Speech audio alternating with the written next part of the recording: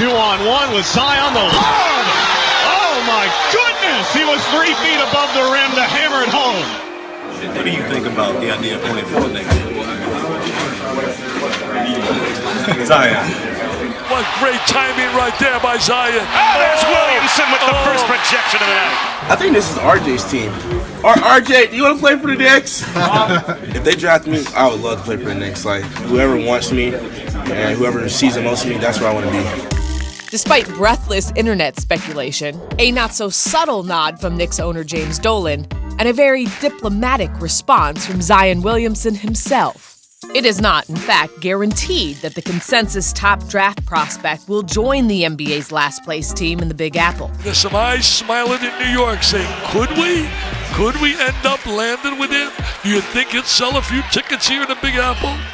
Even with the knowledge of the frozen envelope conspiracy of 1985, the 2019 edition of the draft lottery is the least friendly ever to the worst-performing teams. That's due to a set of reforms spurred, in part, by the 76ers' famed process and exemplified by the blatant tanking race of 2017-2018, the last season under the old rules. The NBA is a corrupt league, and I use the word corrupt. They have teams that want to lose. We can talk all we want about the process. That was 3 years. I was in that arena. There was nobody there. To sit up there and try to sell that product to a city spanning years is inexcusable. On September 28, 2017, the 30 NBA owners voted overwhelmingly to flatten draft lottery odds starting in 2019.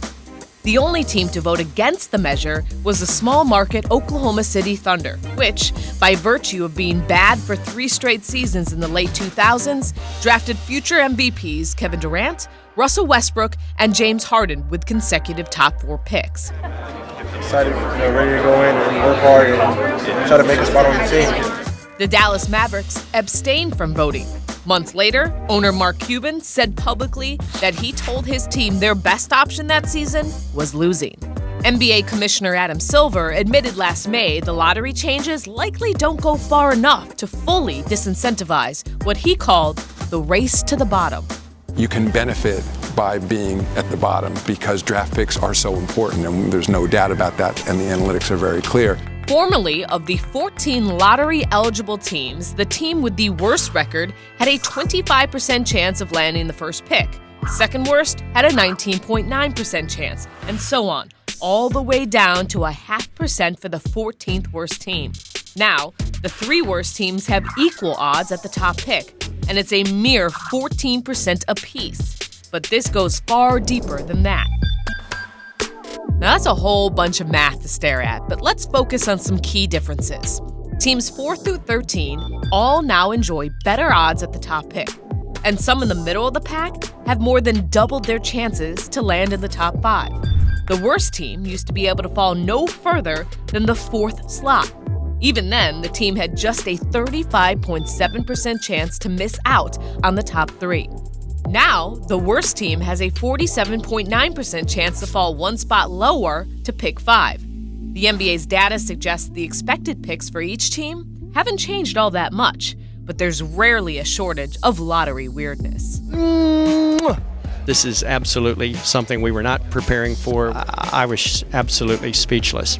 It's hard to know if any of these adjustments matter, not only since the lottery balls have yet to bounce, but also due to maybe the most hyped prospect since LeBron James forcing teams to weigh risk differently. There's never been a player like Zion Williamson on a basketball floor. Yeah, he's the most interesting, unique prospect I've ever evaluated. He's a freak of nature, definitely the number 1 pick. I mean, how much can you blame a team for one last tank to try to draft one of the most statistically efficient players in the history of college basketball? Still, one of the NBA's chief concerns is ensuring that the quality of play of all of its teams exceeds the dreadful displays that just last season inspired countless think pieces and vocal fan support. I feel bad for some of the GMs too, because some of them in their communities, when they're competing, fans are coming up to them and saying, what are you doing? You're better off losing a game tonight. And you can't want that as a sports league. I mean, we're ultimately about competition.